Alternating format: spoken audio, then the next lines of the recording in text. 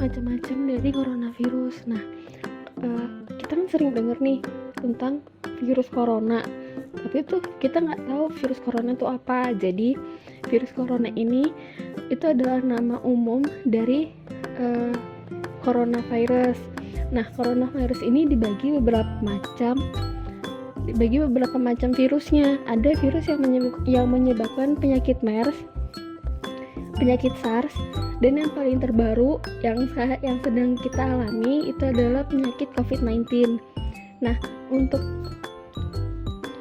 penyakit MERS itu adalah Middle East Respiratory Syndrome. Virus ini berasal dari unta. Terus pertama kali terjadi itu di Saudi Arabia atau di Arab pada tahun 2012.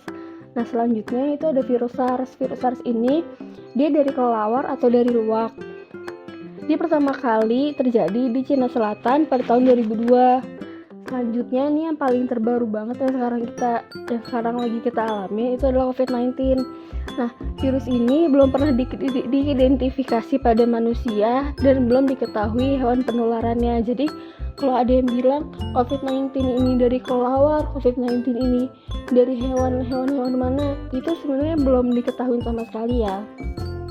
Nah, untuk virus MERS dan SARS ini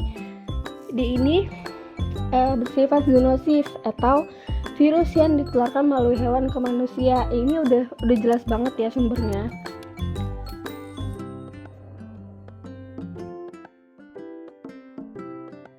COVID-19 atau Coronavirus Disease 2019.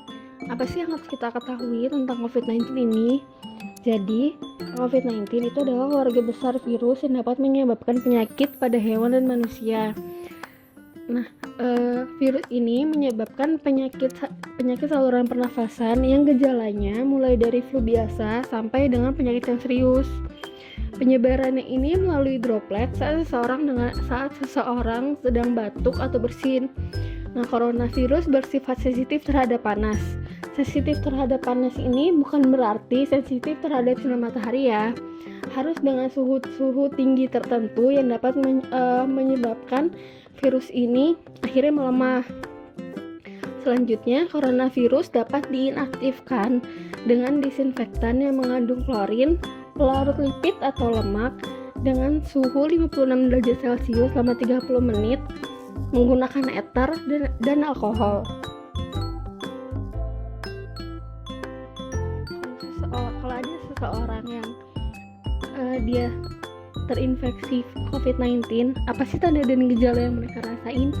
Jadi pertama, mereka akan merasakan gejala demam lebih dari 38 derajat Celcius, disertai dengan sakit kepala, batuk tidak berdahak, pilek, sakit tenggorokan, mual atau muntah, bahkan bisa menyebabkan diare.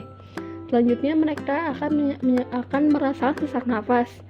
Jika memasuki gejala yang paling parahnya, mereka akan mengalami pneumonia atau radang paru-paru dan bronkitis. Bagaimana cara penularan COVID-19? Seseorang dapat tertular COVID-19 jika mereka melakukan kontak erat dengan radius 1 meter dengan orang lain yang memiliki gejala atau terinfeksi virus. Jadi jika orang sudah melakukan social distancing, tapi orang-orang sekitarnya memiliki gejala, mereka akan tetap berpeluang untuk tertular COVID-19. Selanjutnya, seseorang terinfeksi batuk atau bersin secara langsung dari penderita. Lalu mereka menyentuh permukaan dengan droplet atau dari batuk dan bersin penderita COVID-19, lalu menyentuh mata, hidung atau mulut.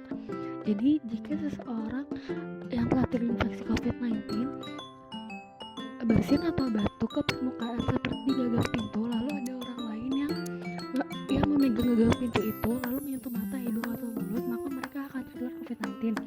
Selanjutnya, periode inkubasi virus berkisar antara 1-14 hari, namun umumnya sekitar 5 hari.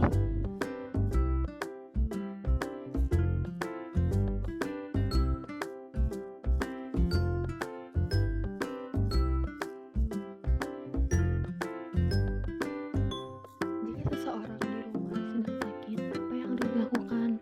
Jadi yang pertama, kita harus selalu melakukan fungsi pencegahan penyakit setiap hari seperti biasa. Jadi kita harus melakukan seperti melakukan mencuci tangan, makan makanan yang sehat, menjaga pola makan dan pola tidur. Yang kedua, tetap menjaga orang yang sakit di ruangan terpisah dari anggota keluarga yang lain di rumah. Nah, hal ini untuk mencegah transmisi penyebaran penyakit. Yang ketiga, jika merawat anggota keluarga yang sakit, amati juga kesehatan diri sendiri karena bisa jadi kita juga tertular penyakit itu. Yang keempat, tetap menjaga permukaan benda tetap terdisinfeksi dan juga hindari penggunaan barang pribadi secara bersama-sama. Yang kelima, jika mulai merasa sakit, tetap terhubung dengan orang lain melalui telepon agar orang lain mengetahui kondisi kesehatan kita. Yang keenam, tetap menjaga kesehatan emosional dan kesehatan mental pada anggota keluarga dan termasuk juga diri sendiri karena jika seseorang sedang sakit pasti kesehatan mental kita juga akan terganggu. Jadi kita juga harus menjaga kesehatan mental. Kita juga harus melakukan social distancing dengan jarak minimal 1 meter. Nah, kita juga harus menjaga jarak gak cuma ke orang-orang sekitar kita, tapi juga ke lansia karena lansia ini sangat rentan terhadap penyakit.